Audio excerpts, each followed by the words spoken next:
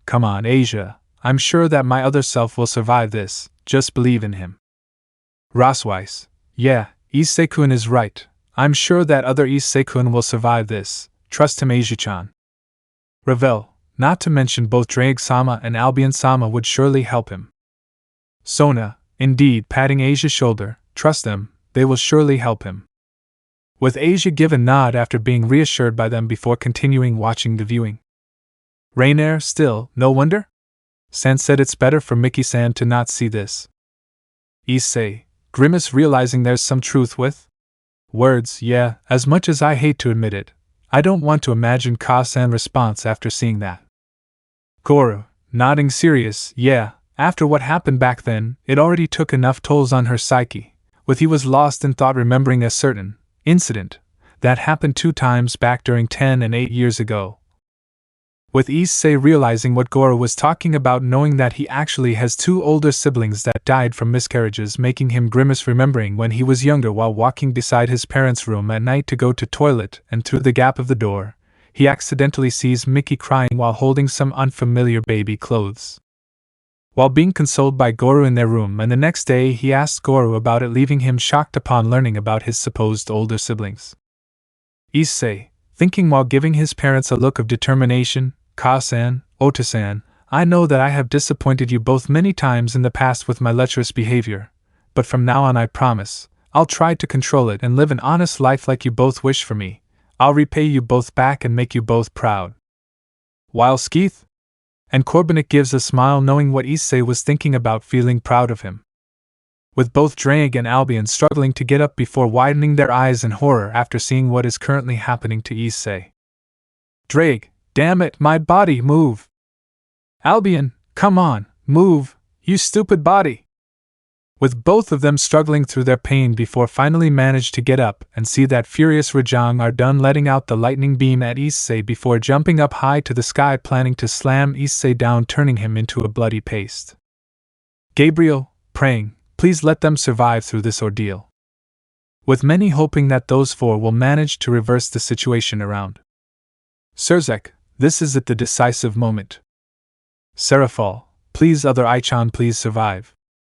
Drake, why other me, what are you waiting for? Save him.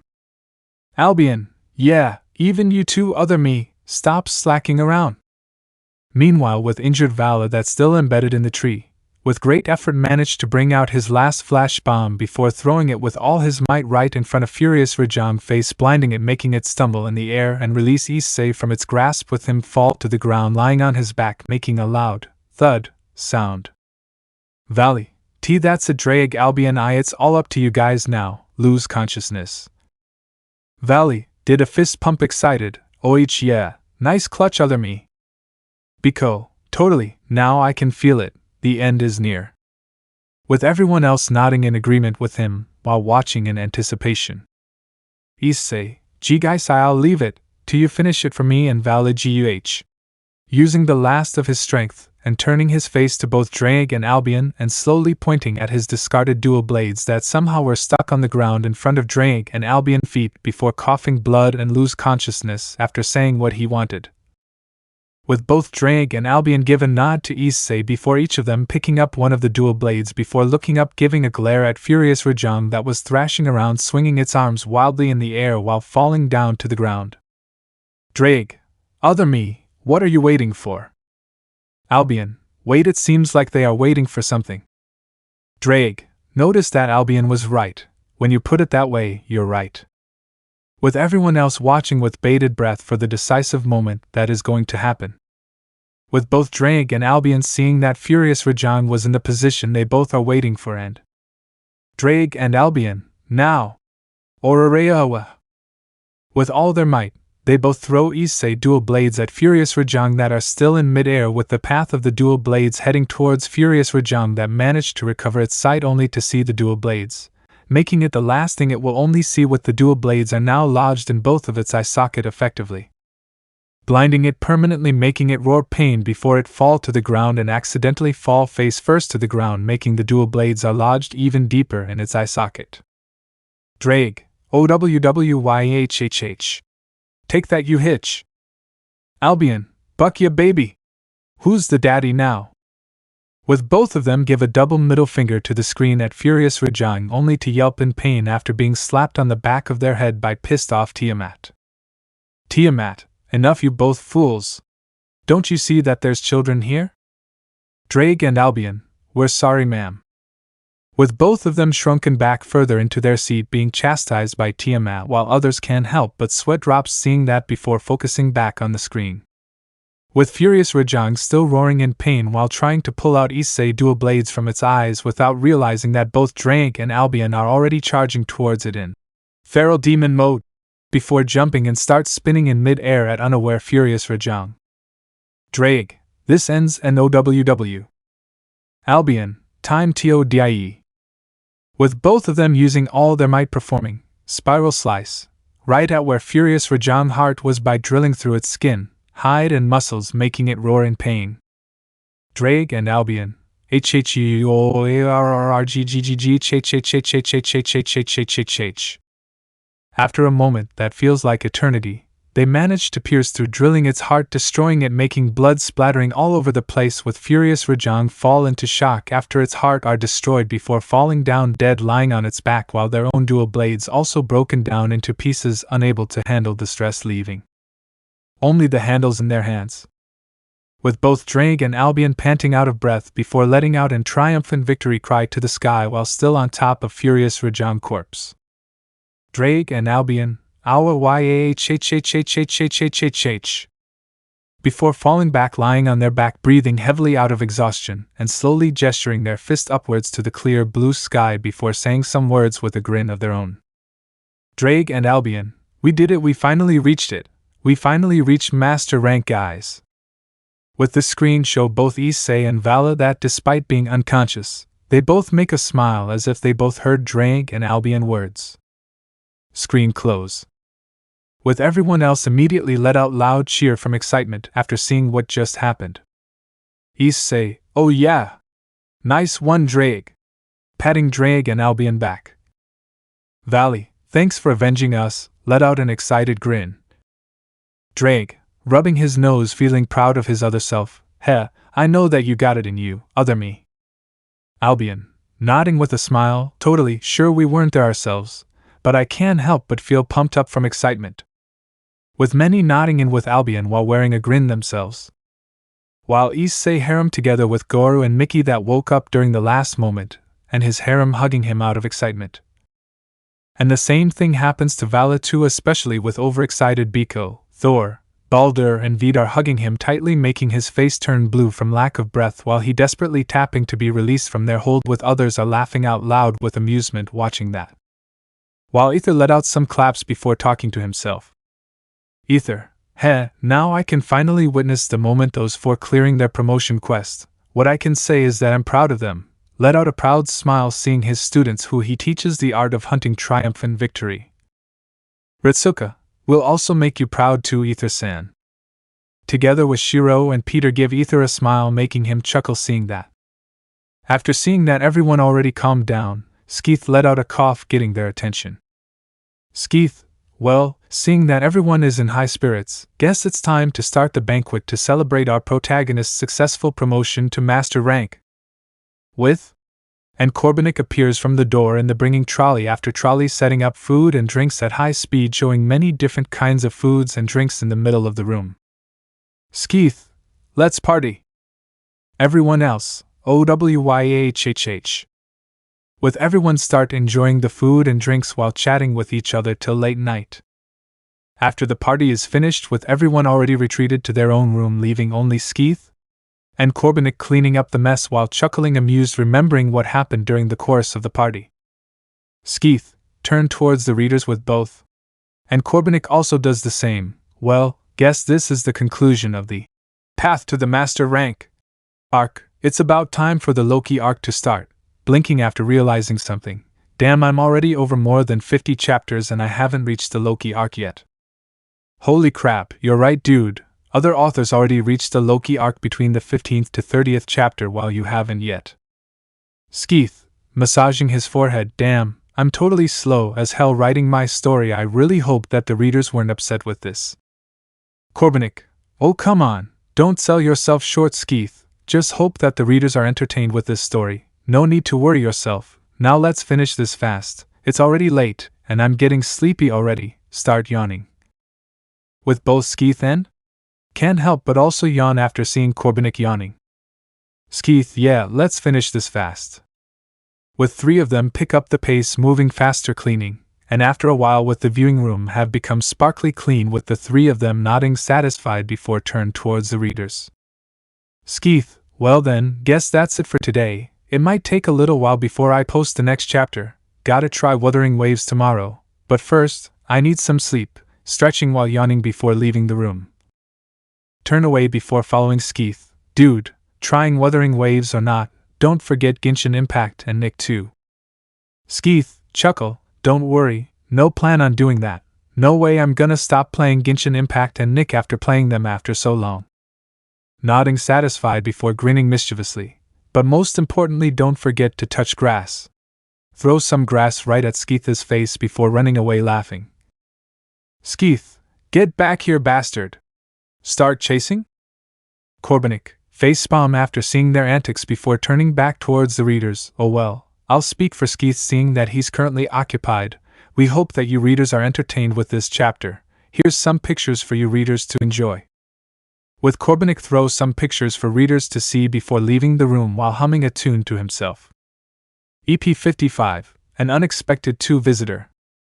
Scene change, Skeeth house hallway. Scene showing Ritsuka wearing crow clothes just came out from his room with Olga and heading towards the living room while yawning a bit. Ritsuka, man, last night was really wild. Everyone totally went all out enjoying themselves, stopping in his tracks while wondering what currently happening on Chaldea during his stay at Skeeth Realm. It's been quite some time since Skeeth-san brought me here. I wonder how's others are doing right. I just hope that what Skeeth-san said back then is true. Flashback start. Scene showing Skeeth and Ritsuka came out from the portal before standing in front of a house soon to be Ritsuka residence while barely responding. Ritsuka are still depressed from finding out Mash's secret activity. Ritsuka, engrossed in dark thoughts, mumbling to himself, why just why after all of our journey together, our bonds we forged together, why does she do that? Is there something wrong with me that she wasn't satisfied with? Just why? Brought his right hand up looking at the 2 rings in his palm before glaring at it, and to think that she started doing that since we started dating and still continues to do that after I proposed to her. Give a look of rage while gritting his teeth in anger before throwing both rings up in the air and shooting, Ganner, with all his might at both rings, destroying it completely, leaving no trace at all. I'm done with her. With Ritsuka panting exhausted before falling on his knees before covering his face, crying to himself while Skeeth give Ritsuka a solemn look after watching what Ritsuka just did before goes towards him and crouching down to his level before giving him a hug while slowly caressing his back. Skeeth, I know you're hurt. No one will blame you for your anger. Just let it all out, Ritsuka, gently caressing Ritsuka. And like a dam broken, Ritsuka starts bawling, still feeling hurt from Mash, betrayal, while Skeeth gives him consoling words during the entire course of the hug. A while later, after Ritsuka finally calmed down with both him and Skeeth sitting down on a table, while Skeeth brought out a thermos pouring tea on his cup before looking at Ritsuka and said, Ritsuka, blushing while scratching his cheek, embarrassed, sorry for losing control of my emotions just now, Skeeth-san. Your clothes already stained with my tears and snot. I'm really sorry. Give a deep bow towards Skeeth. Skeeth, looking at his stained clothes before looking back at Ritsuka, giving him a chuckle. Haha, no harm done. I can just wash my clothes later. Sue, what drink you want? Ritsuka, maybe just some black coffee for now if you don't mind. With Skeeth giving a nod before use the same thermos pouring black coffee on Ritsuka cup while he looks in wonder seeing how the thermos can pour different drinks. Skeeth, chuckle, well, made this thermos back then during my spare time. You think what kind of drink you want while holding this thermos, and it will pour the drink of your choosing and it won't ever run out.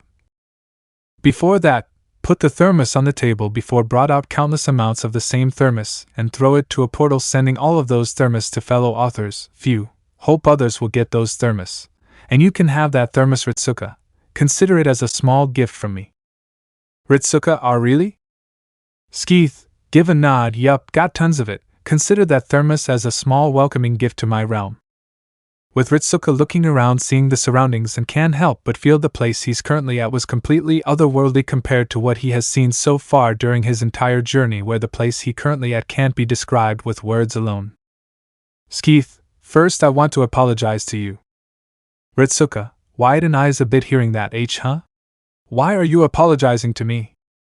Skeeth, chuckle awkwardly before replying, well, for slapping the back of your head, knocking you out before kidnapping you, bringing you here. Ritsuka, oh. With Ritsuka can't help but sweat drops remembering Skeeth's sudden appearance in his room before he did what he just said just now.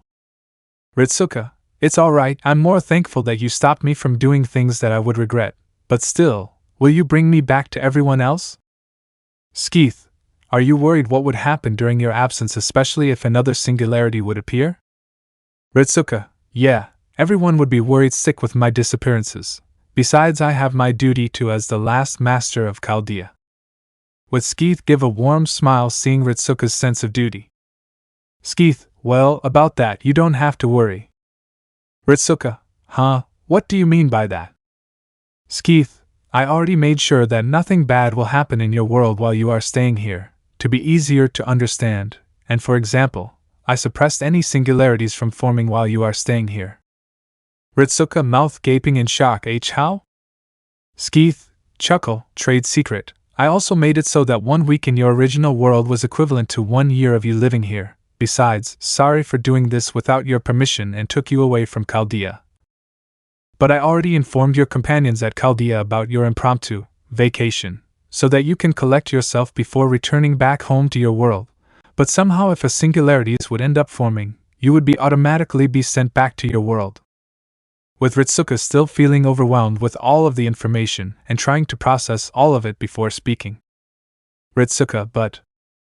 Skeeth, get up before patting Ritsuka's right shoulder. I know that you are worried about your comrades, but I recommend you to take this vacation and use this opportunity to train or better yourself as a magus before returning back.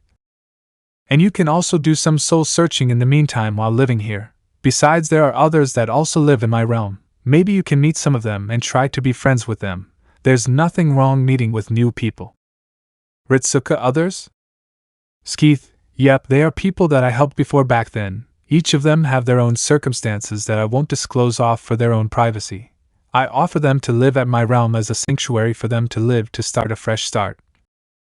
While some already return to their own world after they are ready to face their own past, in their original world, while some choose to live here as long as they wanted. So after you are ready, you can ask me to return you back. For now, take a rest, you deserve it. Sometimes there's nothing wrong with wanting to be selfish for once.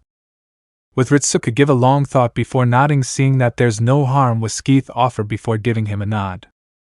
Ritsuka, yeah, you're right, I'll take your offer, Skeeth-san. I'll tell you when I will return back to my home world when I'm ready.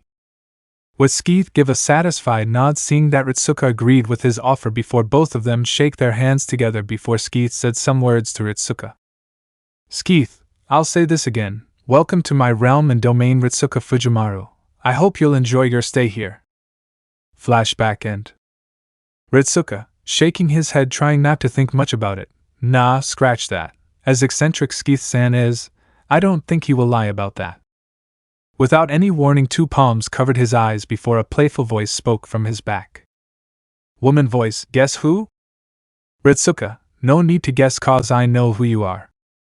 With Ritsuka give a grin before turning back, hugging the owner of the voice before lifting said owner voice, making them let out an embarrassed eep, revealing an embarrassed Olga who was blushing red from Ritsuka's sudden action.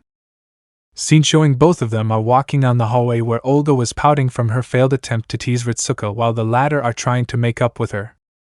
Olga, I thought that I would succeed this time. Ritsuka, he is sorry Olga-chan, but I would recognize the voice and presence of my angel anytime and anywhere. Olga, a angel? With Olga stuttering, embarrassed, being caught off guard with what Ritsuka just called her, making her blushing red with some smoke start to come out from both of her ears from embarrassment overload. A while later, after Olga finally calmed down from Ritsuka's accidental teasing, with both of them walking side by side on the hallway heading towards the living room. Olga, Ritsuka-kun, I have a question for you. Ritsuka, what is it, Olga-chan? Olga, fidgeting a bit, this might upset you asking this, but if you somehow meet other versions of her that were innocent, would you hate them? With Ritsuka stopped in his tracks, being silent, giving an expressionless look after hearing Olga question, while she was completely nervous seeing Ritsuka being silent before the silence is broken by Ritsuka, who gives her a solemn smile, making her heart skip a beat from seeing said smile, with she immediately blushing red from that. Ritsuka, nah, I wouldn't hate them, and as you are saying, they are innocent and didn't do the same thing as she did. Besides, it would be immature and foolish of me to hate someone based on what their other versions did. And if I somehow meet them, I'll greet them normally as friends, and for her, I admit that I'm hurt and angry with her actions, but there's no use thinking about her anymore because I have you now, Olga-chan, and to me, you're the only one that matters now. Nothing can change that. Give her another smile and accidentally rizzing her. Olga, awawawawa. With Olga, eyes are spinning while blushing hard seeing Ritsuka smile and hearing his heartfelt confessions towards her before. Olga.exe has crashed, rebooting. Fall unconscious on the floor with smokes continuously come out from her blushing red face while Ritsuka panicked when seeing Olga fall unconscious for unknown reasons, more like because of him. Ritsuka, wakak. Olga-chan. What's wrong? Meanwhile at the corner away of the hallway showing Romani, Peter, Shiro, Ether, Skeeth, and Corbenik gives a proud smile upon hearing Ritsuka response to Olga question before sweat drops seeing what just happened. Skeeth, chuckle, guess we don't have to worry anymore about Ritsuka, right? She got rizzed hard for sure. Romani, white proud tear, I'm so proud of him. Peter, chuckle, now I wonder when's the wedding, gotta make sure I have to clear my schedule to attend when it's time. Shiro, shaking head amused, the kid was dense enough not realizing that he's the reason she fainted. With others can't help but give him a dry look while thinking. Like you're one to talk, you dense Sirzech harem protagonist. Corbenik, well, let's go head towards the living room, gotta prepare for the next viewing. Ether, yep, guess it wouldn't hurt to join for another viewing before resuming our training, with Shiro and Peter give a nod agreeing with Ether. With 7 of them head towards the living room. While in a certain alternate FGO verse, scene showing Mash, who was already asleep after another panic attack, become more relaxed in her sleep as if she heard that this senpai, she feels she wronged because of her other self-actions, didn't blame her. Back to present. With 7 of them together with Ritsuka and Olga joining them meet with others who already arrived at the living room, and after a brief chat with each other, Skeeth points the remote on the screen starting the viewing. While waiting for the viewing to start, Ritsuka talks with Olga, Romani and Shiro, being curious about what Skeeth said last night towards them when they are about to leave after the party. Ritsuka, guys, are you guys curious what Skeeth-san talked about last night? Shiro, honestly I'm a little curious too. He said that the counterparts of 2 people that you know will appear in this viewing. Romani, and he said that I have met with one of the counterparts between 2 people that will be shown up in this viewing. Now I wonder who they are, scratching his chin in deep thought. Olga, could it be that 2 people that will appear are the living counterparts among all the servants that you know, Ritsuka-kun? Ritsuka, quite possibly, and from what Skeeth-san said is that they act quite differently than the 2 servants I know, especially one of them. This honestly makes me curious too. While Olga, Romani and Shiro nodded in agreement with him. Ether, together with Peter joining their conversation, the more I heard your world, the more amazed I am. Peter, yep, and I thought that my world was weird enough. Ritsuka, chuckle awkwardly, guess every world has their own weirdness, huh? With each of them chuckle awkwardly between each other before focusing back to the screen. Screen open. Scene change outside of Hayata household. Issei? Could it be that our other self has returned? Drake, dunno, too soon to assume, better wait for it. No one POV. Woman voice, so this is the house of Drake's successor and Albion's successor, huh? Male voice, yep, this is their house, should we go introduce ourselves?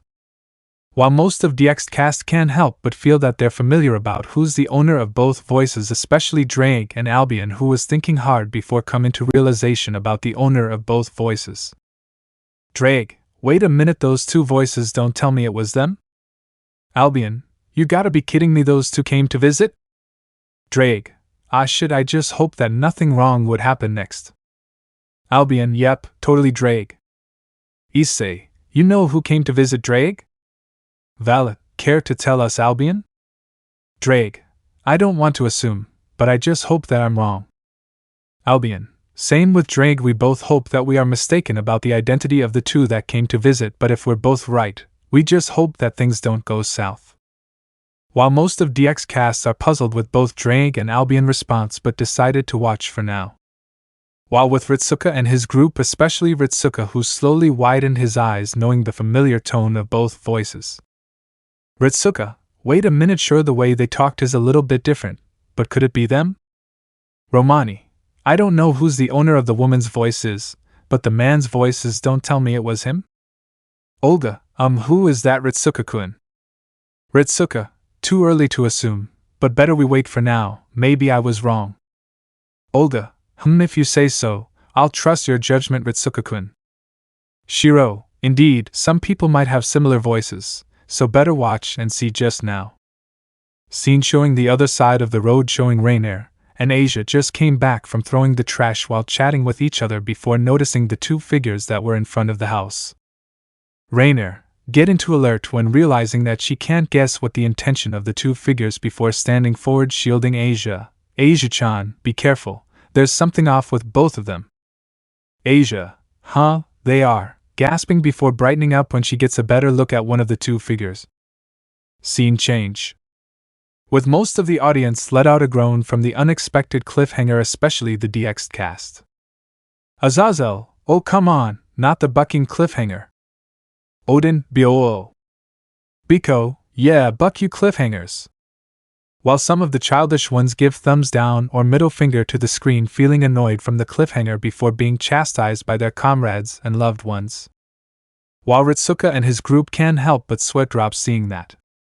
Ether, chuckle, well, different version or not, they sure are a rowdy bunch like Issei and Vala described. Ritsuka, not gonna lie, their interactions with each other reminded me of Chaldea.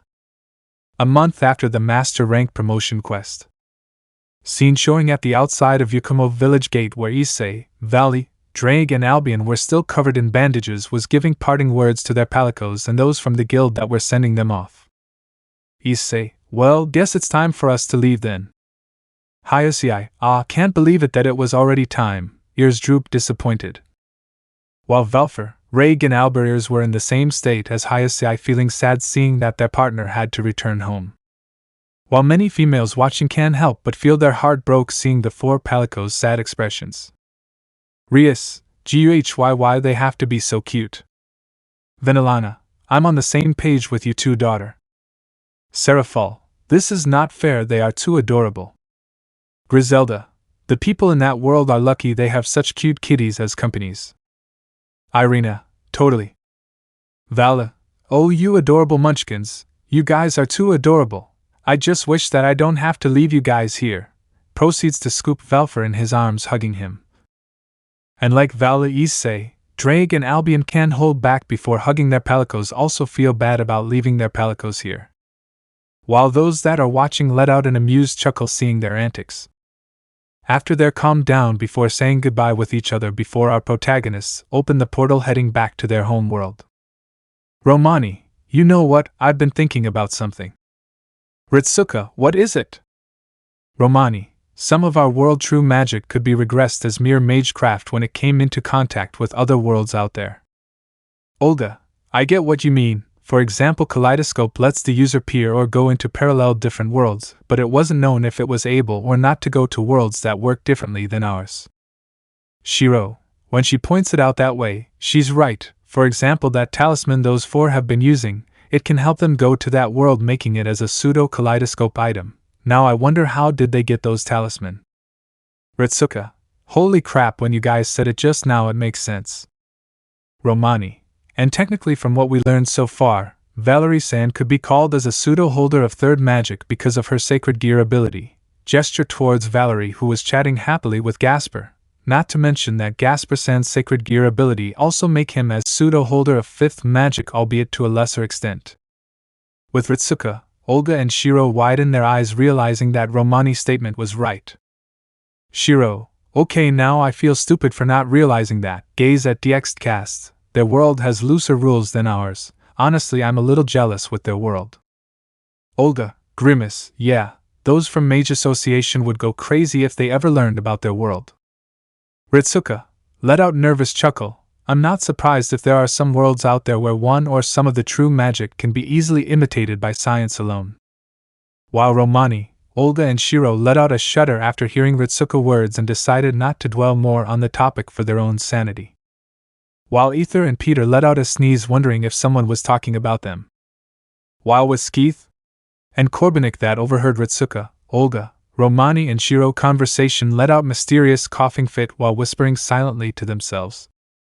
Skeeth, DC cough, Marvel cough, Gundam series cough, Kamen Rider cough, Super Sentai cough, hack / series cough. Dragon Ball series cough, Yu-Gi-Oh cough, SCP cough, Steins Gate cough, Katekyo Hitman Reborn cough. Corbenik, Doraemon cough, Negima cough, Tsubasa Chronicle cough, Digimon cough, Final Fantasy series cough, Kingdom Hearts cough. Skeeth and Corbenik, and many bucking more cough. Sirzech, together with some others looking at Skeeth and Corbenik in concern, is there something wrong with you three? You three have been coughing nonstop just now. With three of them waving off their concern, signaling that they are okay before everyone continues watching the viewing. Scene showing Issei, Vali, Drake and Albion came out of the portal right in front of their house before each of them narrowed their eyes a bit, feeling two presents in their house at the living room before relaxed a bit, seeing that both presents wasn't hostile before the four of them get inside the house heading towards the living room and announcing their return to everyone else. Issei, we're back. Vali, and it seems like we got two guests coming over, huh? Drake, oh, no wonder that we feel that there are two familiar presents, smirk while crossing his arms. Albion, I admit I'm surprised that she of all people decided to come out. Drake, Sue, what is your intention? Albion, of coming here to visit us. Drake and Albion, Merlin? Morgan? With the screen shift to where the two visitors that are currently on the couch, showing Morgan, who elegantly took a sip of her tea, and Merlin, who waved back to our protagonist with a smirk on his face. And yes, if anyone catches my drift, that's how DXD Morgan looks like. And if anyone remembers, DXD Merlin looks older in appearance compared to Fate version, and he also has more serious expression on his face than Fate version. Most of DX cast, it was them after all. Azazel, holy crap. This is already a big change compared to our world. Sirzech, indeed, I get a feeling that those two would be shown up in the future, but I never thought it would be this early. Michael, the question is, I wonder what intention they both have with Issei Dano, Vala Dano, Drake Dano and Albion Dano. Odin, for now we only need to wait and see, suddenly let out a goofy grin, but hot damn, Morgan is seriously hot as hell. With Odin immediately fell unconscious courtesy of Rossweisse paper fan, while the rest of DX cast shake there with Odin tendency. Bonk. With everyone turned to where the sound came from, only to see Azazel, who also fell unconscious courtesy of Penemu's smoking fist after being caught leering at Morgan, while the rest of cadre of Grigori facepalm seeing that. Kokabeel, can anyone remind me why he's our leader again? Shemhazai, even I cannot answer that question, my friend. Meanwhile with Ritsuka, Olga, Romani and Shiro, especially Ritsuka and Romani, where their mouths hang open in shock seeing how different Morgan and Merlin in the screen looks like compared to the version they knew, where it's Merlin in case of Romani. Romani, is that Merlin? But he looks older than the one we know.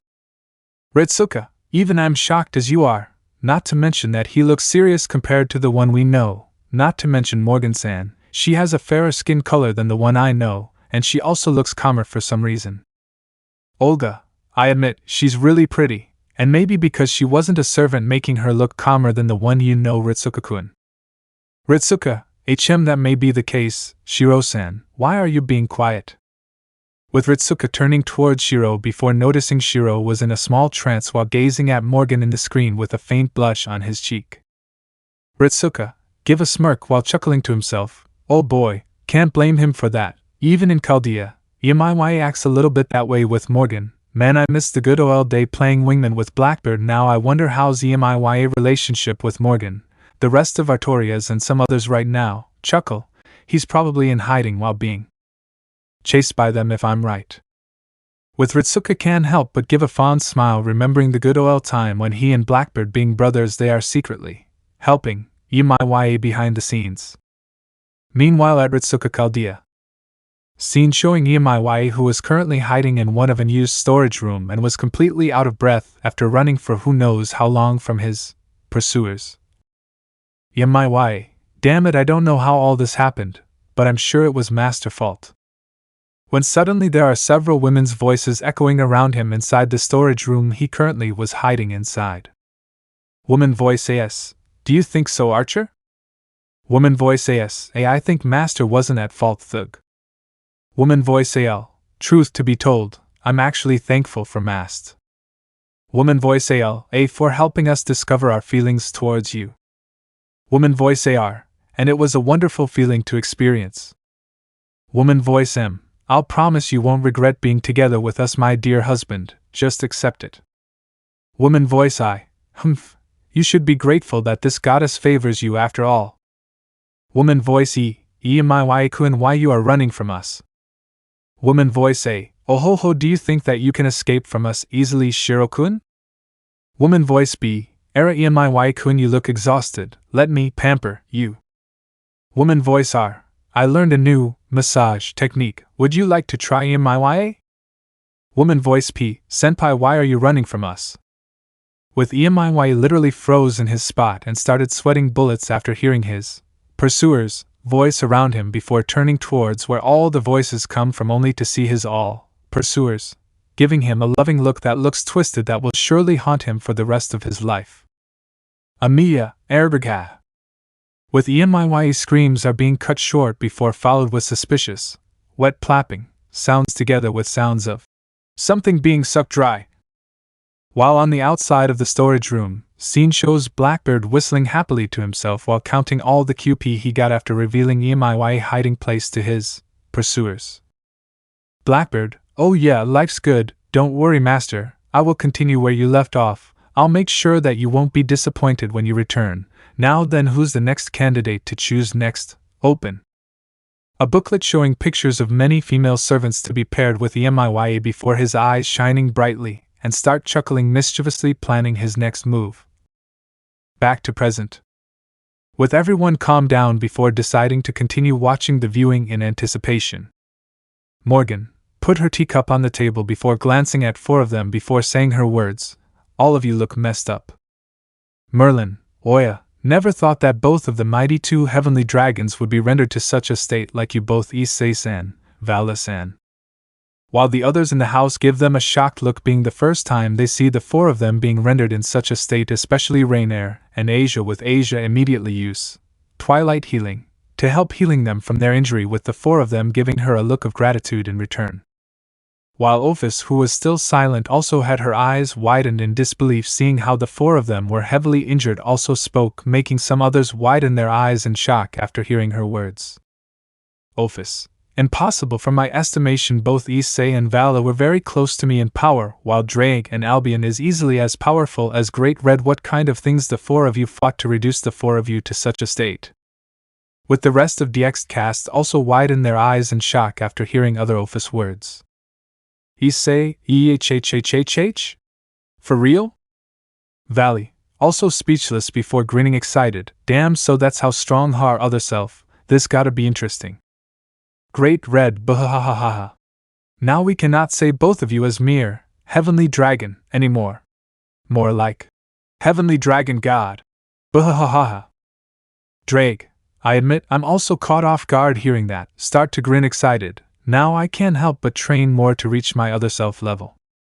Albion, ha, not just you, even I'm excited knowing that we can reach such level. Sirzech, so it finally revealed how strong those four actually are, especially both other Drake and Albion are. Azazel, if other Ophis said that, it was bound to be true.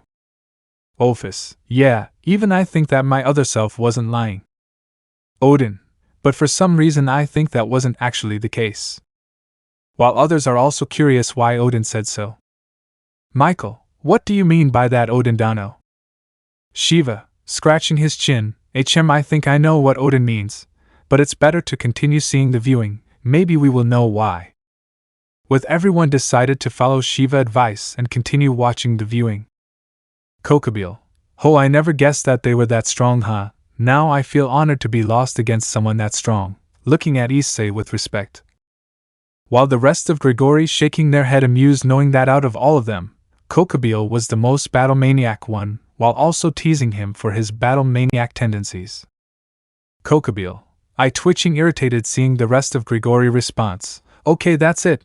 When we got back, I'm gonna make sure that all of you would be strapped to your own office for a month doing nothing but paperwork. With the rest of Grigori gone pale in fright after hearing Kokabeel threat towards them before shouting in protest, while the other faction leader let out a shudder after accidentally imagining themselves being on the receiving end of Kokabeel threat. Azazel, no. Anything but that. Barakil, no please. I beg you. Shemhazai, you monster. Out of all thing you gonna do, why it have to be that? Penemu, even 1 day doing paperwork is already torture. But 1 month? I rather kill myself. With the rest of the Grigori pleading for Kokabeel to not do his threat, only to have their hopes crushed after seeing him give them a slasher grin, making them pale even further. After the commotion died down, and everyone decided to continue watching the viewing. Under everyone questioning eyes, Issei, Vali, Drake and Albion give a look between each other before turning towards everyone else before replying with dead tone, borderline traumatized at the last sentence. Issei and Vali, a certain hungry pickle. Drake and Albion, for us it was against a damn flying bagel. Issei, Vali, Drake and Albion, then against an angry monkey, that became an angrier monkey, giving us VIP treatment of Hot Time, Deluxe Edition. While everyone else can't help but feel perplexed being caught off guard with their explanation, especially Morgan and Merlin not knowing what they are talking about. While the rest of DXD cast that accidentally read a certain book back then let out a traumatized shiver being reminded of what happened the night after sleeping when they foolishly read the book. While Ether let out a borderline insane chuckle in his seat remembering all his Hot Time experiences, making Ritsuka, Olga, Romani, Shiro and Peter scooting away further from him feeling disturbed while also making sure they would be careful not to read the book. Meanwhile in the room of those that accidentally the book, before, there's a small bright light on top of the book, before the light died down showing a second volume of the book, on top of the first volume of the book, with the cover of the second volume showing How to Befriend a Monkey Volume 2. While those that have accidentally read the book before felt chills in their spine but decided to shrug it off thinking that it was just their imagination before continue watching the viewing. While Skeeth and Corbenik chuckle evilly to themselves knowing what actually happened. With Merlin blinking his eyes before shaking his head off trying not to think much about it. Merlin, well, I don't think I want to know what the four of you were talking about. Anyway, about your question, Drake, Albion, the reason why we came here was because of her. Using his thumb pointing at Morgan making her right eye twitch with Merlin rude gesture. Don't ask me why, even I don't know what her reason is. Ritsuka, different version or not, guess Merlin is still Merlin at his core, sweat drops. While Romani also sweat drops before nodding in agreement with Ritsuka. Morgan, let out a small annoyed huff before talking, ignore the idiot, the reason why I come to visit the four of you is because I'm curious, and now since I have seen the four of you I become more curious. Issei, tilt his head confused, what are you curious about, Morgan-san? Morgan, how the four of you managed to breach the boundaries of our world and go to different worlds that are completely different from ours, and how both Drake and Albion managed to be freed from boosted gear and divine dividing, then managed to regain back their own body. I won't ask how, but I guess that it was all because of the missing teacher of yours, wasn't it? Give a scrutinizing look to both Issei and Vala, then at Drake and Albion. While both Issei and Vala widen their eyes a bit before narrowing their eyes at Morgan, with both Drake and Albion also give her a serious look from her words. Issei, and what are you gonna plan to do if all of it was true? While others decided to stay silent watching the tense situation. Azazel, wiping his sweat, damn that was really tense. Cookie, yeah, I can even feel the heat from here. Chow chow, I know that from the legend, the witch Morgan Le Fay was really dangerous, and this viewing confirmed it further. Arthur, indeed, we have to be careful against my ancestor's older sister, and she's really powerful too. Meanwhile, with Ritsuka, after hearing everyone's words while thinking blankly to himself. Ritsuka, oh, you guys have no idea. With Ritsuka can't help but have a flashback during the 6th Lost Belt when fighting against Queen Morgan, where they easily get overwhelmed by Morgan clones, ending up with them being defeated easily just like that, making him shudder. Morgan, give a smirk before responding. Nothing, I'm just curious after all. It was in every person's nature to be curious about things that are mysterious to them, wasn't it? And I give my words that I'm not your enemy. I have no interest doing so. With Issei, Vali, Drake and Albion relaxed a little but still on guard after feeling the truth with her words. Vali, if you say so, but I don't think that's all you are curious about, wasn't it? Morgan, very perceptive of you. Honestly, right now I'm curious about many things, especially about the 2 artifacts, gesturing to the bracelet, and the 5 rings Issei currently you're wearing, even though it was very faint to the point of very unnoticeable. There's leftover traces of angel-like energy to the rings and traces of devil-like energies on the bracelet, even though those energies has same feeling like the angels and devils in our world, but have different nature at the same time. I wonder how even you are wearing those 2 artifacts, despite those 2 conflicting energies without any side effects? With Issei, Vali, Drake and Albion widened their eyes in shock upon hearing Morgan's unexpected question. While those that heard Morgan question, especially the fallen angels and Asia, were also shocked hearing Morgan words. Merlin, who, now that Morgan mentioned it, she is right, squint his eyes focusing at the bracelet and the 5 rings Issei is wearing into his eyes, albeit faint. There's angel and devil energies surrounding 2 artifacts, but completely different in nature than energy of angels and devils in this world. With everyone, especially DX cast, after seeing the said energies, they agreed that it has a very different nature than angels and devils' energies that they know. Azazel, with serious face, okay, if my guess is right now, I guess it's time for us to know about Geo-san and Cross-san actual identity. Odin, not gonna lie, but I think their actual identity would completely surprise us. Vali, now I can know why I feel there's a familiar feeling with me against Geo-san. Metatron, and me with Crossdano, with serious expression. While those from Angel side and Fallen Angel side were caught off guard seeing Metatron being completely serious. Michael, that face, been a long time since he made that expression. Raphael, it's quite nostalgic seeing him like that. Uriel, you're right, brother. Meanwhile, with Shiro, who was pale and sweating nervously after accidentally using tracing, out of habit at both 0R and Justice, and accidentally found out Geo-Freed and Cross-Biancina identity, shocking him, especially about Geo-Freed identity, before whispering silently to himself. Shiro, bucking hell, that was the identity of those 2. While Ritsuka and others were concerned after seeing Shiro expression. Ritsuka, what did you find out, Shiro-san? Shiro, shaking his head, as Azazel just said, it would probably be revealed, so just watch for now. Word of advice, just be prepared. Romani, if you say so. With others who decided to trust Shiro's words decided to return their attention to the screen. Shiro, that's what I get for being too curious. Have to make sure to control my habit of using tracing on every weapon I see in the future from now on, or I'll learn something that shouldn't be learned. While Issei, Vali, Drake and Albion think in alarm before immediately talking telepathically with each other. Issei, shit, how the hell did she manage to detect Geo-san and Cross-san energies? Vali, heck, we already make sure that there's no leftover energy leaking out. To think that not just her, even Merlin found out too. Drake, damn it, I forgot that both Morgan and Merlin were in a league of their own among witch and mages. Albion, and out of all things they detect, it was Geo-san and Cross-san gift to you after all. I trust you wouldn't tell them about it, right? Issei, oh hell no, I'm gonna tell them. Especially about Geo-san identity. Vali, yeah, as Issei said, sure, I feel that both of them can keep the secret. But it's too soon for anyone to know. It would be complete chaos if anyone know it. Sirzech, okay, their identity must be dangerous if they're panicking like that. With the rest of DX cast nodding in agreement, while waiting with bated breath. Shiro, you guys have no idea. While Skeeth and Corbenik hide their own smirk knowing what would happen next. Drake, good, after all.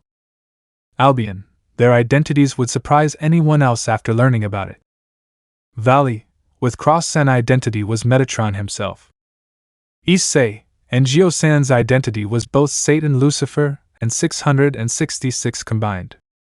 With the screen flickered showing Cross, Metatron, form and Geo, Satan Lucifer, form. Before the screen flickering again showing Geo, 666 Satan Lucifer, form. Screen close. With everyone fall silent, especially DXD cast, with many already faint upon seeing Geo, 666 Satan Lucifer, form, while those who manage to stay conscious are sweating nervously to themselves. Ritsuka, okay, now I know why you told us to be prepared. Olga, that thing is absolute evil. Romani, totally. After those who fainted already woke up and managed to collect themselves. Issei, what the hell is that? With the image of Geo, 666 Satan Lucifer, form is still fresh in his mind. Vali, okay, now I can understand why there's a feeling of kinship, but as Hayadu just said, what the hell is that? Drake, I thought Trihexa already looked powerful enough, but Albion, that thing makes Trihexa look tame in comparison. Great Red, and from what the other hatchlings just said, both 666 and Satan Lucifer was a single entity. I still narrowed at the black screen before grimacing. Hate to admit, that thing would absolutely destroy all of us if it appears in our world. Ophis, hate to agree with Baccared, but he's right. Even if me, Baccared, and somehow Trihexa teamed up together, we would stand no chance at all. Shiva, indeed, he would completely destroy us without us having any chance to fight back. Sirzech, guess no wonder they don't want to reveal Geo-san and Cross-san identity after all. Seraphal, yeah, people always fear the unknown. Many people would panic after learning such important information.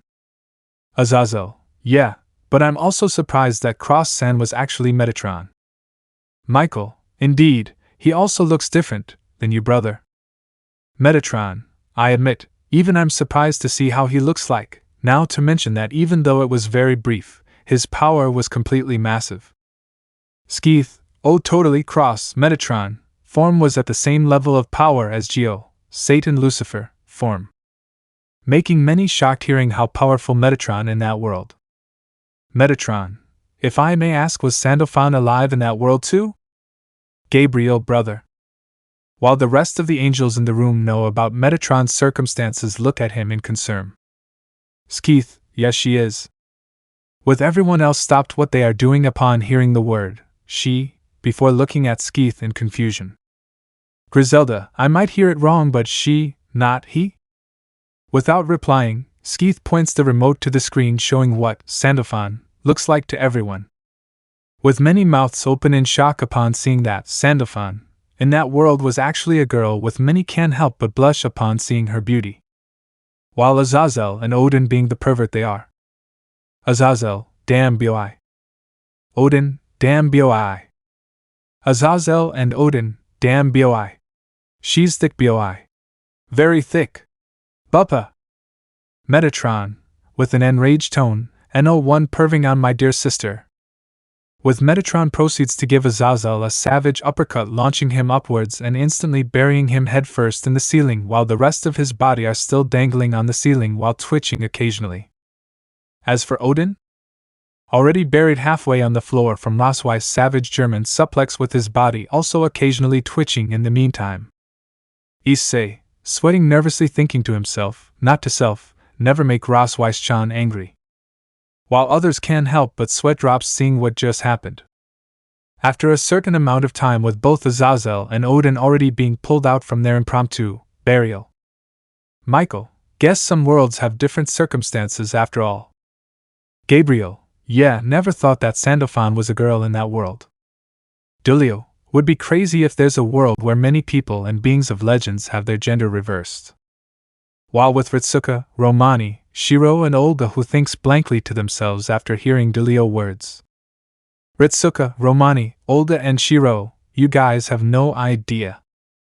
Skeeth, coughing loudly, gathering everyone's attention. Now that's what Sandalphon in that world looks like. Her name is Ruby Crescent. Grinning before dropping a big piece of bomb of information, both she and Geofried actually like each other. Roygun, wait, what? Corbenik, I know that some of you might be shocked, but small information about 666 Satan Lucifer is that he is actually forcefully invading Geofried body when he was a child back then, with 666 Satan Lucifer trying to take control of Geofried body. So technically Geo wasn't completely 666 Satan Lucifer himself. Skeeth, about 666 Satan Lucifer.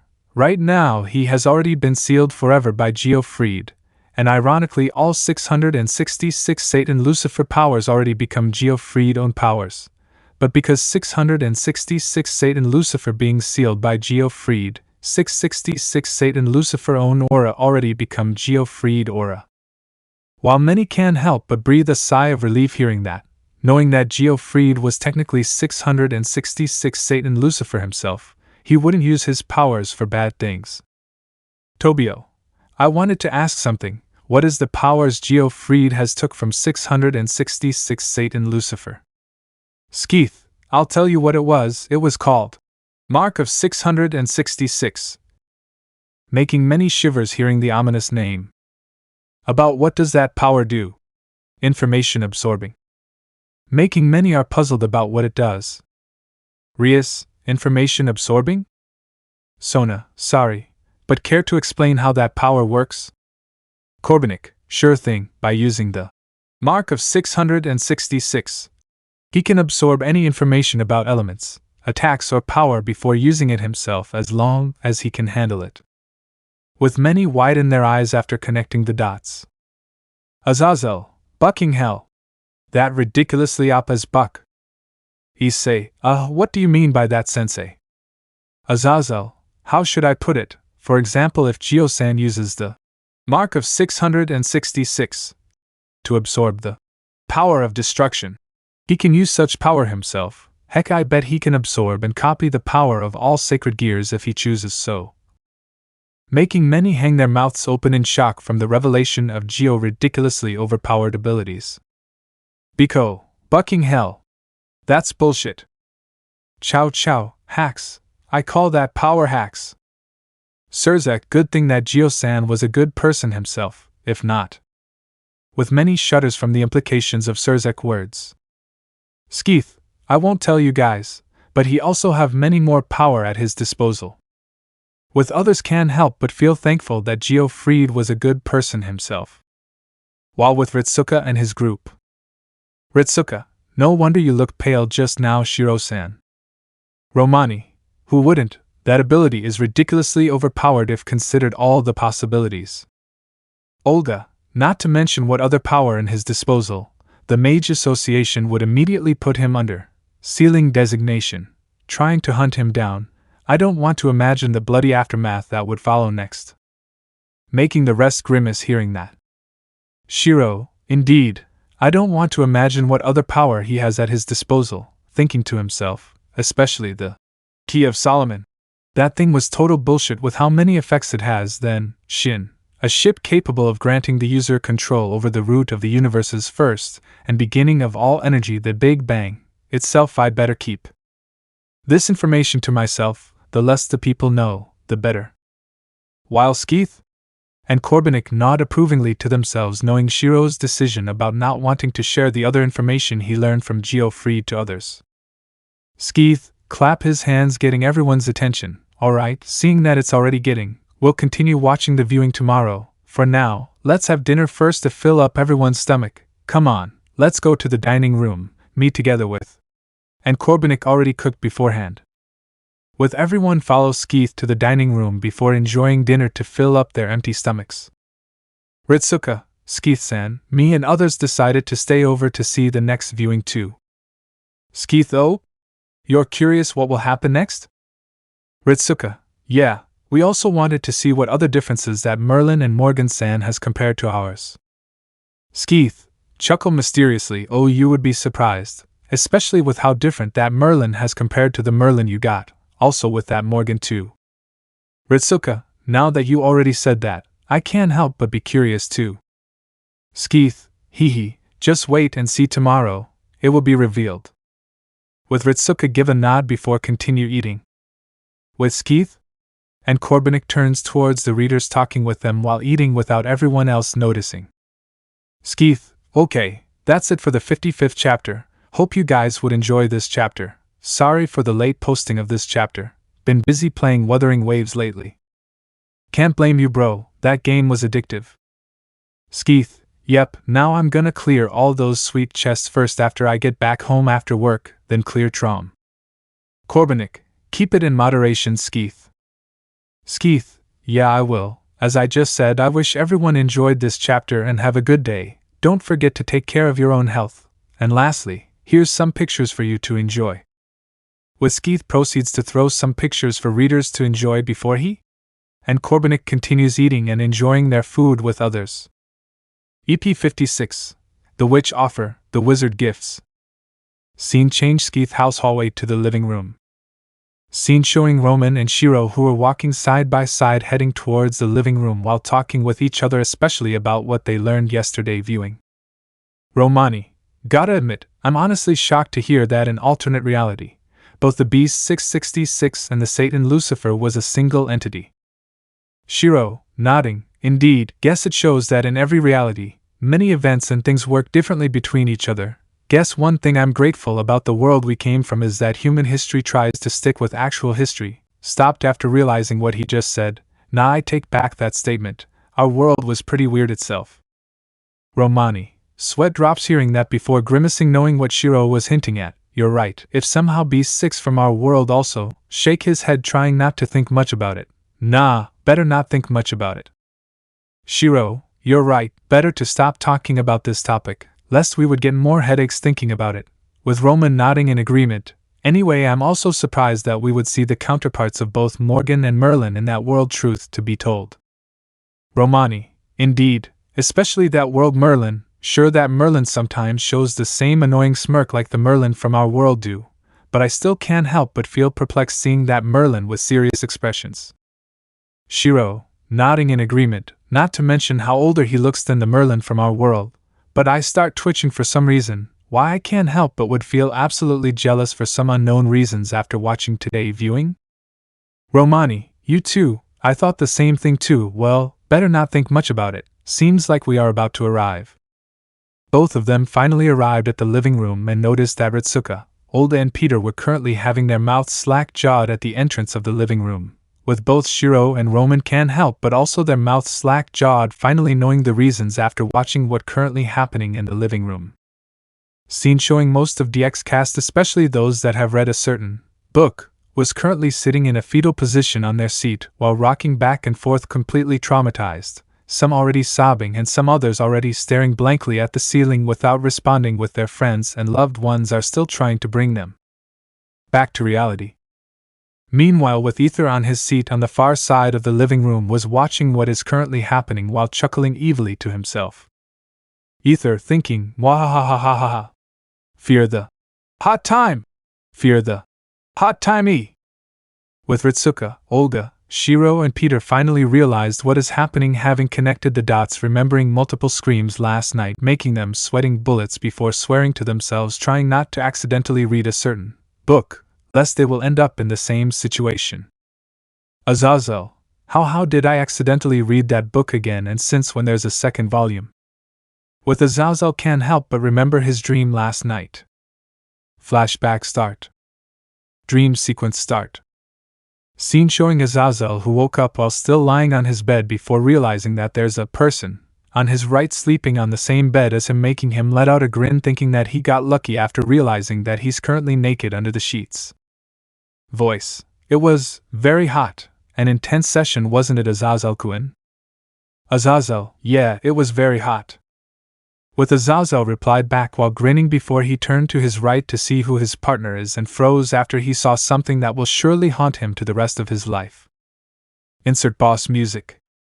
Because the person beside him the entire time was the bucking Rajang itself who is currently lying on its sides looking at Azazel while it currently using both of its hands grasping Azazel's right hand while caressing it, gently, before giving Azazel a loving smile. Rajang, good morning, do you have a good night's sleep? Azazel gasped in horror while wishing that it was just a bad dream. Rajang Godmorning. With Rajang, hand movements become more intense before it puckers its lips towards Azazel, with its lips inching closer towards horrified Azazel's face before everything turns dark. Dream sequence ends. With Azazel woke up from his bed screaming, terrified with what he just dreamed about, before sobbing pathetically to himself while covering his face. Flashback end. While some thankfully didn't experience the same thing like Azazel last night except for a select few, and like Azazel, many can't help but accidentally remember what they experienced last night before chaos broke out. Some already ran towards the nearest wall before continuously banging their heads, hoping that they managed to forget last night's experience. With the rest of DXD cast that didn't read the book, desperately trying to calm down the victims, while Ether was laughing to himself seeing what just happened, while there's a tone of insanity seeping in between his laugh. While Ritsuka, Olga, Romani, Shiro and Peter were watching terrified, seeing the madness that just happened where not even the supernatural beings, gods and devils are spared. Ritsuka, guys, I'm scared. Olga, me too, Ritsuka-kun. Peter, that book is cursed. Romani, totally. I'd pick dealing with any of the beasts rather than read that book. Shiro, yes, same with me. After a while, with traumatized ones finally calmed down before noticing that Skeeth and Corbenik finally joined them while carrying large bags of food on each side of their hands. Skeeth, sup, has everyone already eaten yet? Notice that most of them shake their heads. I see, here's some food for you guys. Together with? And Corbenik, they brought out a table before serving tons of food on top of the table, making many mouths watering seeing the assortment of food. Decided to let you guys taste some of the food from one of the restaurants the three of us like to go. Corbenik, well, what are you guys waiting for? Dig in. Issei, don't mind if I do. Biko, same with me. Tobio, I like the taste. Suzaku, indeed, very simple, but exquisite.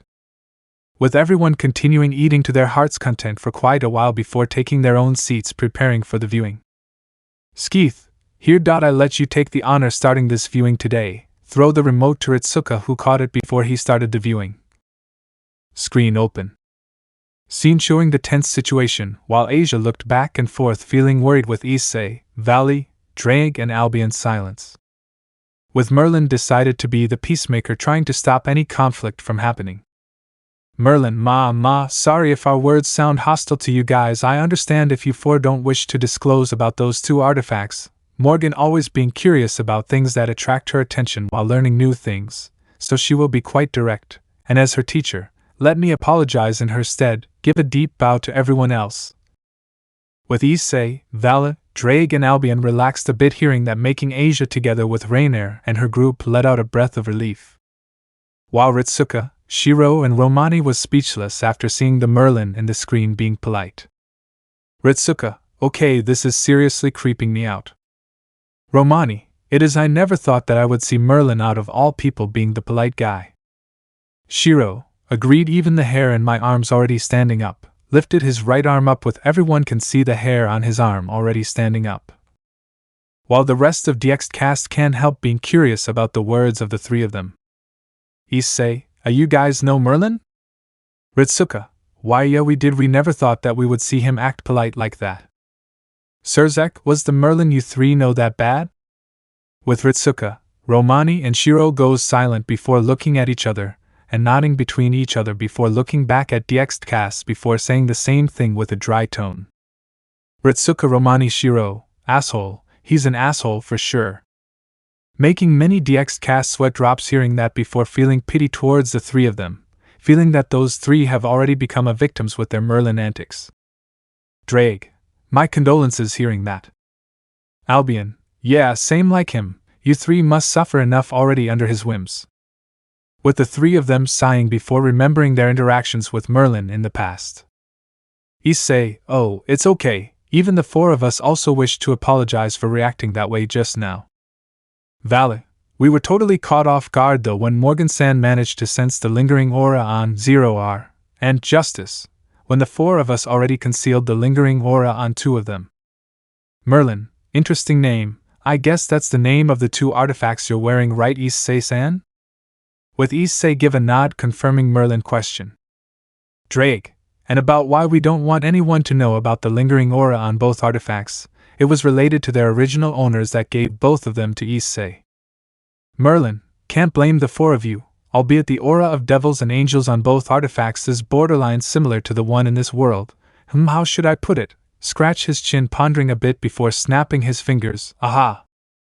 That's it, the feeling of the aura felt alien to the world itself. Let out a shrug. Welp, maybe it was just my feeling, so just ignore it. With Issei, Vali, Drake and Albion trying their best to keep their best poker face, seeing that Merlin unknowingly guessed it right. Azazel, damn, Merlin was really sharp, he literally guessed it right. Odin, albeit accidentally. Albion, anyway, both me and Drake were curious about something. Merlin, what is it?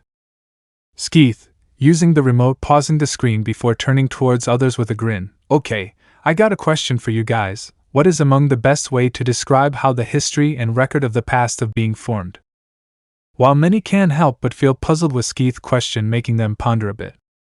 Chow, history and record of the past was usually written by the winners, with many nodding in agreement with Chow answer.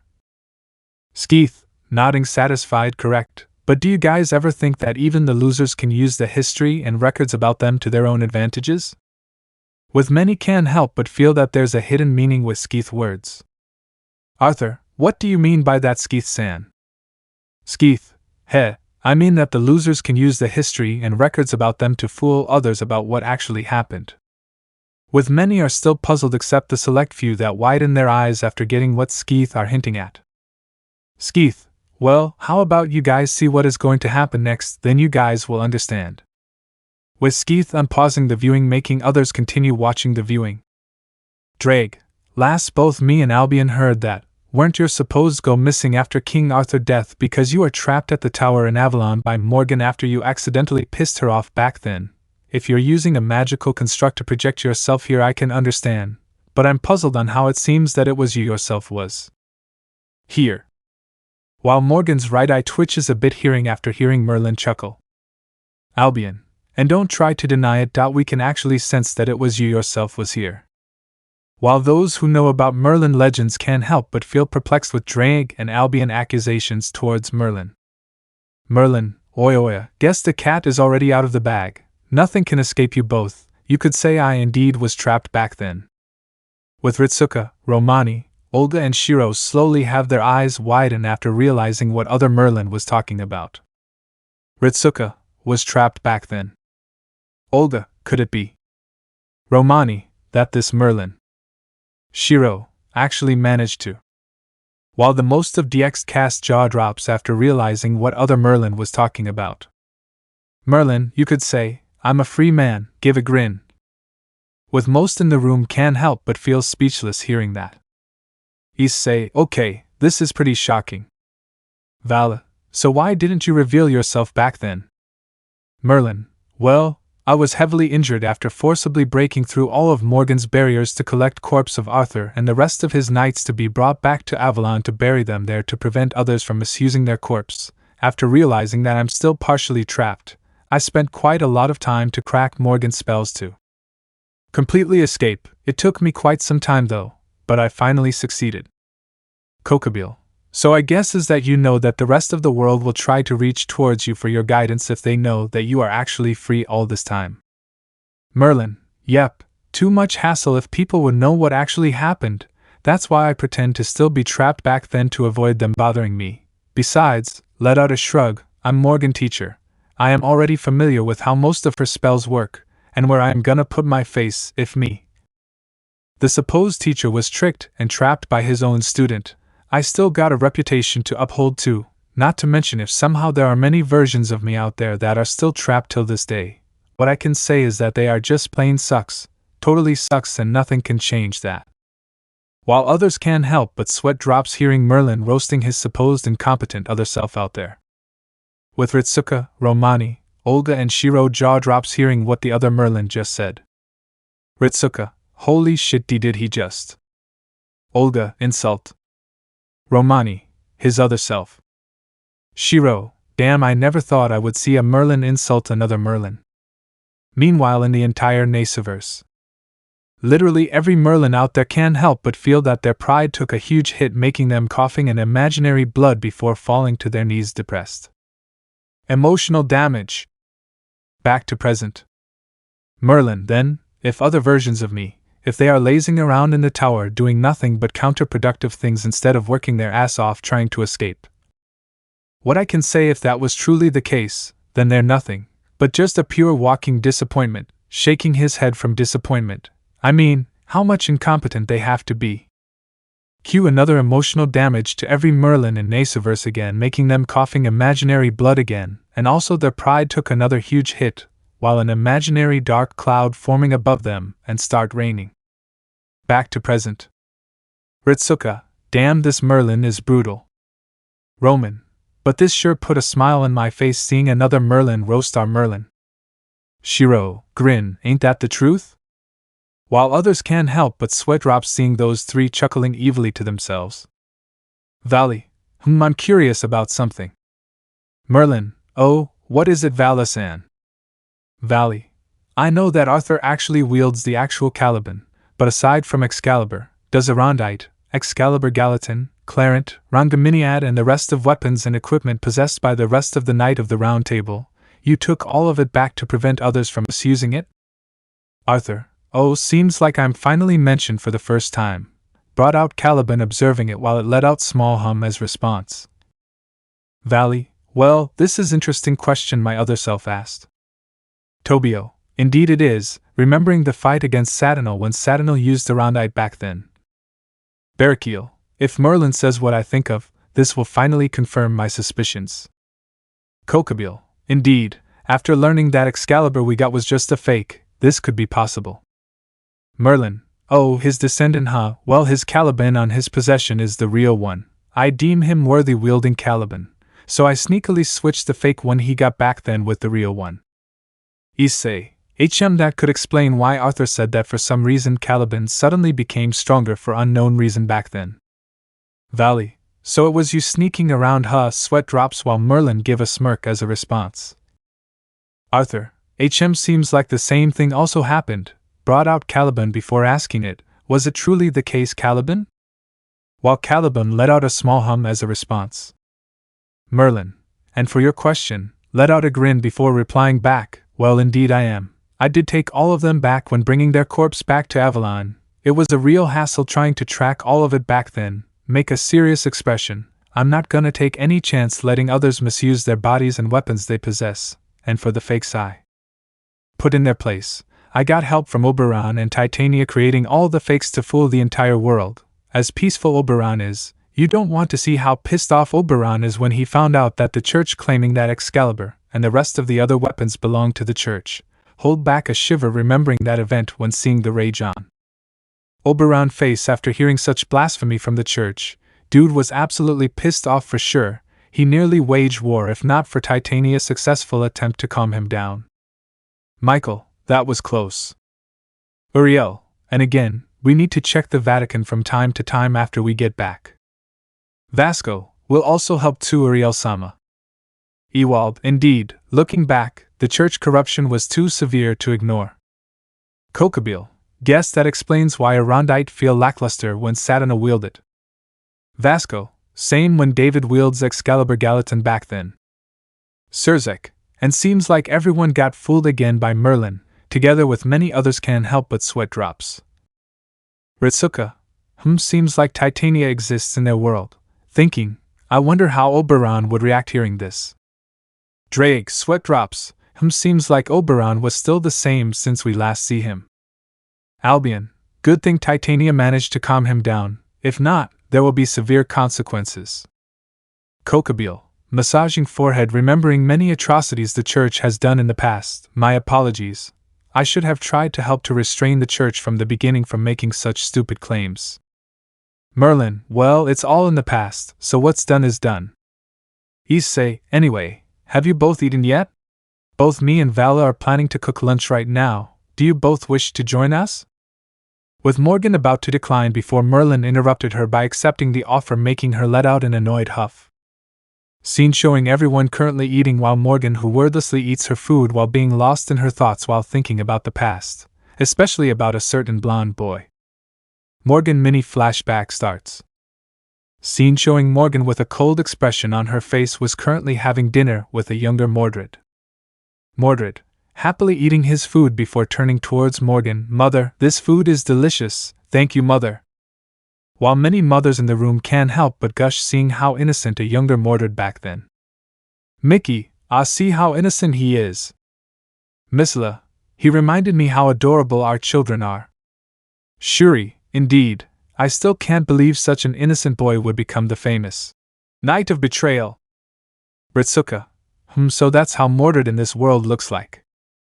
Roman, albeit he was younger, he looked similar to King Arthur. While Morgan, ignoring Mordred praise towards her before coldly told him to shut up and just eat his food, making the boy depressed from Morgan's harsh words and just silently eat his food while trying to hold back his tears. Morgan flashback ends. With many in the room, especially the mothers, can't help but feel upset with the way Morgan treats Mordred. Lady Citri, did she have to speak that way with such an innocent boy just like that? Lady Agars, such a disappointment. Skeeth, sure that I know that many of you are disappointed with the way Morgan treats Mordred just like that, and I won't blame you, but what happened already happened, so all of you just have to accept it. Look, I won't try to defend her actions, but remember, in this time she's still in her grief and madness from being denied what is hers. Corbenik, sure, she has done many questionable things, but imagine if you have dedicated your entire life for something only for it to be robbed of you at the last second. Anyone would become as vengeful like her.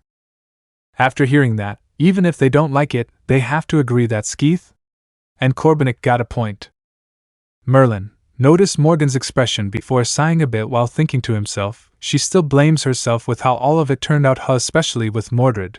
Spoke, getting everyone attention. Well, all this food is really delicious. Thank you for cooking all this for us, Issei-san, Vala-san. Issei, you're welcome. It would be a bad host of us by not providing necessary hospitality to our guests.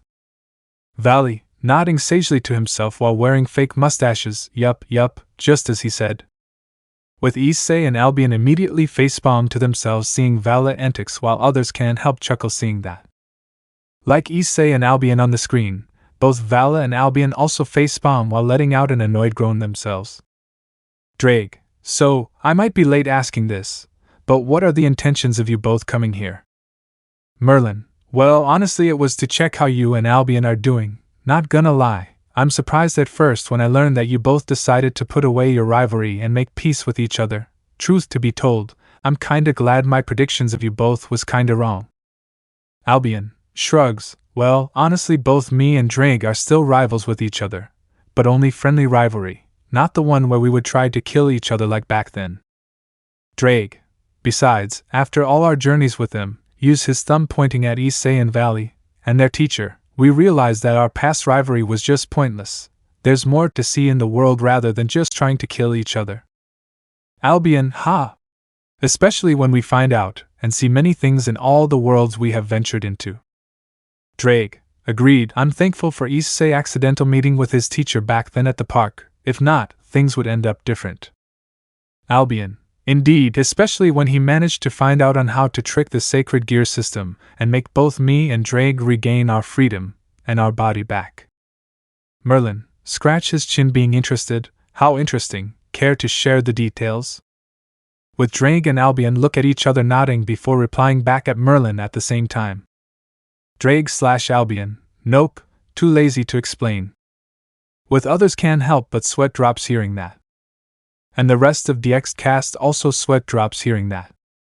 Issei, wow, just wow. Drake. Vali, never thought that you both would be a smartass. While both Drake and Albion let out a shrug while letting out a smirk on their face. Scene showing everyone was back in the living room after they were done eating. Morgan, noticed it's getting late, seems like we already stayed long enough, it's time for us to leave. Merlin. Merlin, hi, well, it was an enjoyable visit, thank you for having us, and it seems like you still have something to say. Morgan. Without replying back, Morgan turned back towards others, staring at them, especially at Issei and Vala with an emotionless stare, while Issei and Vala stared back without flinching, while Merlin, Drake, Albion and Kokobeel just standing at the side watching while wondering what Morgan's intentions are. With others sweating a bit, feeling nervous about what's gonna happen next. Like those on the screen, many can't help but feel nervous about Morgan's intentions while also feeling unnerved with her stare. Issei, gulping down saliva, feeling nervous with Morgan near expressionless stare at his other self. Not gonna lie, she scared me. Vali, not just you, even I feel unnerved with her stare. Arthur, I can't imagine how my ancestors deal with her back then. Le Fay, yeah, even if she doesn't show it, from my observation, her magical prowess literally outclassed all of us. Chow Chow, don't forget Merlin too, as carefree as he showed himself, but it was nothing but just a facade to make people underestimate him. Drake, you're right, as much as he likes goofing around back then, you don't want to see him completely see you as enemies. You're absolutely bucked for sure if he does. Albion, agreed, not to mention that he seemingly has become more powerful than before after all this time. Ritsuka, with a blank face, spoke emotionlessly, why the more I heard the more competent this Merlin is than the Merlin we got. Romani, as much I wanted to say, beggar cannot be chooser, but I agree with your statement, Ritsuka. After seemingly a long time has passed, Morgan started to spoke. Morgan, I have an offer for you both. Issei, what is it, Morgan-san? Vala, let us hear it before we agreed. Morgan, with a smirk, would you both be interested in becoming my students? In exchange, I learn about the magical knowledge you both have learned so far during the entire course of your venture to other worlds out there. Do you both accept?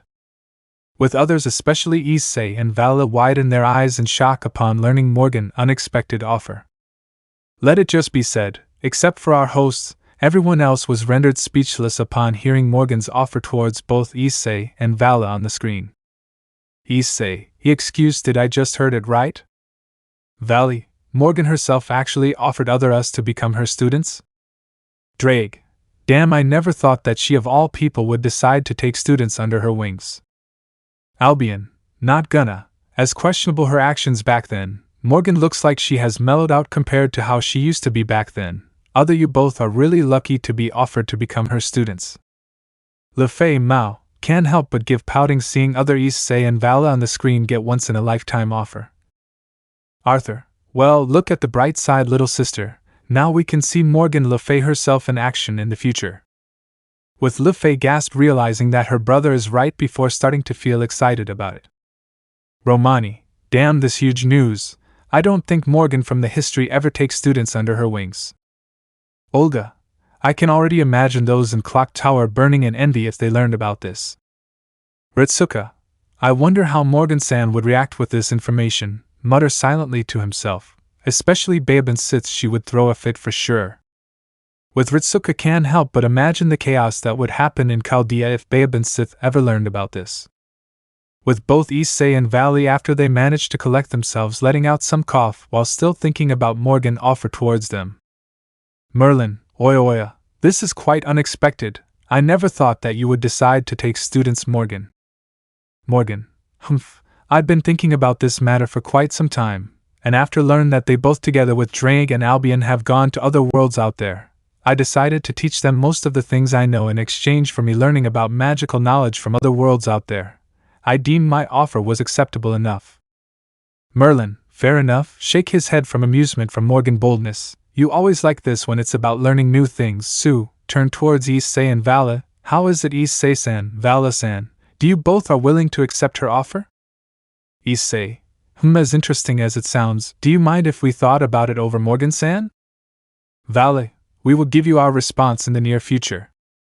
Morgan, nodding satisfied, fair enough, I don't mind waiting for the response from you both. Tell me your response if you both have thought carefully about my offer. Goes towards them, giving each of them a pamphlet. Just open the pamphlet, then just put your magic energy on it to activate the magic circle to call me. I will know. With both Issei and Vala giving her a nod, with Morgan walk back, making some distance. Merlin, well, seeing that Morgan already said what she wanted, guess it's my turn. Firstly, brought out what seemingly is a shaft of a spear, but without its bladed head, giving it to Issei. Issei, a shaft of spear? Vali, why do you give this to us for? While others can't help but feel confused with Merlin's choice of gifts except Drake and Albion, who can't help but give Merlin a dry look. Many can't help but scratch their heads, feelings confused too. Issei, okay, that was weird. You got any idea, Drake? Drake, don't ask me, even I'm confused as you are. Ritsuka, is it just me? But even if the shaft of the spear they got looks different, but why does it look familiar for some reason? Romani, even I feel the same. Any idea, Shiro-san? While Shiro also let out a shrug while trying to keep his habit of tracing, on everything he sees in check. Merlin, well, it wouldn't be a surprise if I told all of just what that shaft of spear is for. I found that shaft of spear when I'm traveling around the world back then. You could say that shaft of spear was related to something Issei-san once used back then. You will instinctually know what it is when the time is right. Give a wink. Drake, I forgot this guy sometimes loved to give out riddles. Albion, my advice is, don't think much about his riddle if you don't want get headaches from it, but mostly of the time it was helpful. Issei, sweat drops. Mostly of the time. Huh. Merlin, then lastly, as my thanks for the delicious meal, here, throw something to both Issei and Vali before they both catch it, and open their palm to see what they catch from Merlin to reveal a red stone that seemingly to be glowing red in power. Issei, this is Merlin, just Philosopher's Stone, that's all, let out a shrug. With both Issei and Vali widen their eyes in shock while looking back and forth between the Philosopher's Stone in their palm with their mouth hang open, being completely caught off guard with what they just heard from Merlin's mouth.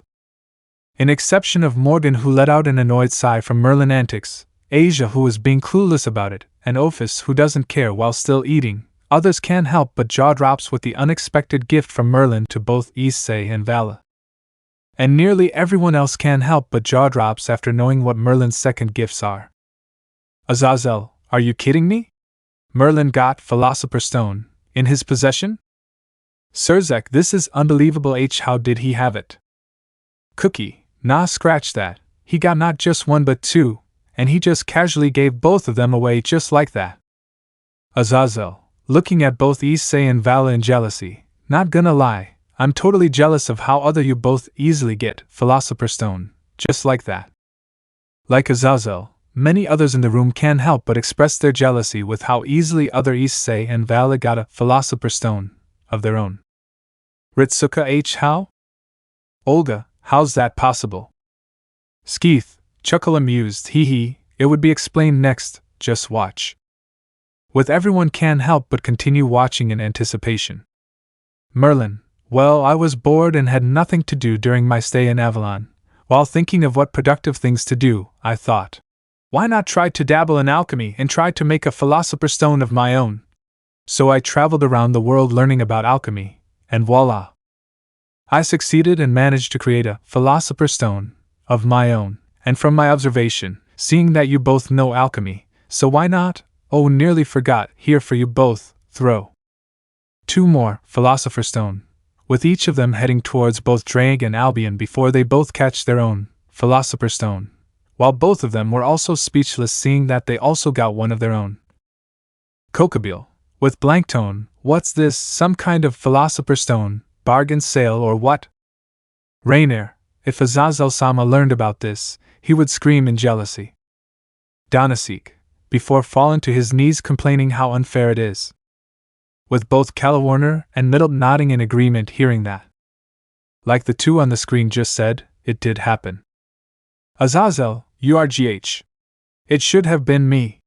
Not them. It's not fair. While others look at Azazel in pity, while some others also can't help but give Issei, Vali, Drake and Albion a look of envy with how lucky their other self is on the screen. Vritra, other you both were lucky bastards having managed to gain Philosopher's Stone on their possession. Tannen, how the heck other you both are so damn lucky.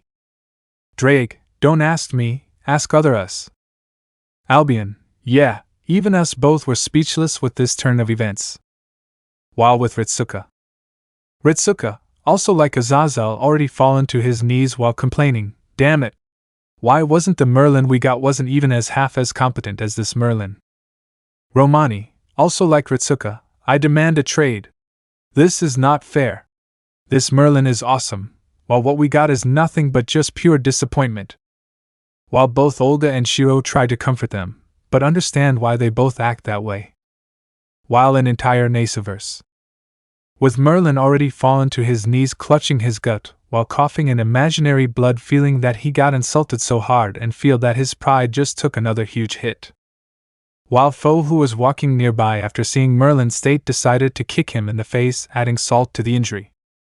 Foe, FOU Fu. Special translation, Die Merlin, DIE. Back to present. Drake, WL, thank you for giving such precious materials to us, Merlin. Albion, we are grateful for it. Issei, same with me and Vala. Vali, yeah, thanks for this, Merlin-san. Merlin, do a finger salute, no problem. And lastly, give a pamphlet to Issei, Vali, Drake and Albion, which the pamphlet immediately disappeared into a speck of light after they catch their own pamphlet. With this, you four can just wish if you four ever wanted to visit Avalon, then a magic circle will appear for you four to be teleported to Avalon, 4. Now only you four are invited by Oberon and Titania to visit, so you four are unable to bring anyone else to visit for the time being unless Oberon say so. And before I forgot, Oberon and Titania send their regards and wish you four luck to find your teacher, Issei-san, Vala-san. With both Morgan and Merlin, after bidding farewell to everyone else, proceeds to leave the house, with everyone else sending them off before both Merlin and Morgan step into a magic circle and disappearing from everyone's sight. While everyone is still silent, still staring at the spot Morgan and Merlin used to be before Issei spoke, breaking the silence. Issei, what a hectic day. Screen close. With Shiro wordlessly standing up before leaving the room with an expressionless look on his face, and after closing the door of the room, suddenly there was a loud banging sound on the wall, making many jump from their seat before followed with Shiro voice. Shiro voice, damn it! It wasn't fair. After a while, Shiro came back inside the room with a gloomy look on his face before Skeeth, Corbenik, Peter, Ritsuka, Romani and Ether patted his shoulder, trying to cheer him up, with him nodded weakly from gratitude while he are still cursing Merlin in his mind. Shiro, Skeeth-san? San, Corbenik-san, I think I will go back home today. Turn towards Ether, sorry Ether-san, I don't think I can come for today training. Ether, no problem. I don't think that Ritsuka was in the same condition too, with others noticed that albeit he tried to hide it, Ritsuka was in a similar situation like Shiro. With Ether, Peter, Ritsuka, Olga, Romani and Shiro leave after saying goodbye to others. Skeeth, seems like that's it for today. Sorry if three of us seem to be in a rush, but we got something to do. See ya later everyone, together with? And Corbenik leaves the room. Great Red, as other hatchlings just said, what a hectic day. Issei, yes, so anyone hungry? With many raised their hands up, making Issei chuckle before heading towards the living room, preparing to cook, with some others following him to help. Scene change, unknown location. Scene showing Skeeth? And Corbenik appears out of nowhere before looking at the readers. Skeeth, welp, sorry for the wait, it's been 2 weeks since I posted the previous chapter, so I hope that everyone enjoyed this chapter. For a reason why it was late, dude was totally hooked playing Wuthering Waves, not to mention that version 1.1 just came out the other day, plus clearing Trom chapter. Skeeth, oh come on, it can't be helped, good thing today is my off day, that's why I spent the entire day writing the entire chapter. Now during the meantime, before I post the next chapter, I'm gonna clear 1.1 whole map before clearing Uku and Tunguska interlude, need those Astrite and Saint Quartz. Corbenik, how about Genshin Impact then? Skeeth, oh, already cleared all available content, for now I'm just farming materials and talent books. Anyway, turn towards readers, as I just said previously, I'm sorry for being late posting this chapter, I hope everyone enjoyed this chapter, ciao. Together with? And Corbenik, they both jump inside a portal after throwing out some meme pictures for the readers to enjoy. Let me know in the comments below if you guys want the next part. Also check out my other video that has been shown and left. Thank you for watching. If you enjoyed this video, please like and share this video. And have a fantastic day. Bye.